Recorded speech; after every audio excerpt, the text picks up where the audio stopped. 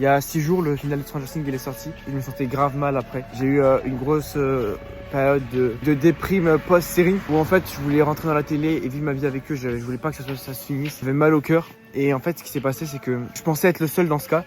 J'ai décidé de faire une vidéo là-dessus et je l'ai postée. Et franchement, j'ai jamais eu des retours aussi bienveillants. Et dans les commentaires, il y a plein de gens, ils se reconnaissent. Et il y en a même un qui m'a dit comme quoi il ressentait la même chose, mais il n'osait pas en parler. Et parce qu'il pensait qu'il était bête et qu'il était le seul à ressentir ça. Et finalement, il a vu que moi aussi je ressentais ça. Du coup, ça lui a fait du bien. Et en fait, la leçon que je voudrais dire aujourd'hui, c'est n'aie pas peur de poster du contenu, de parler un peu de ta vie et de tes remises en question et tout. Parce que sur 8 milliards de gens sur Terre, il y aura forcément des gens qui vont se reconnaître avec ce que tu dis et qui vont s'identifier à toi. Donc, n'aie pas peur de partager. Et moi, par exemple, quand j'ai fait cette vidéo sur Stranger Things, je pensais pas avoir autant de retours de gens qui ont eu le même problème que moi. Donc, ce serait ça la morale de cette vidéo.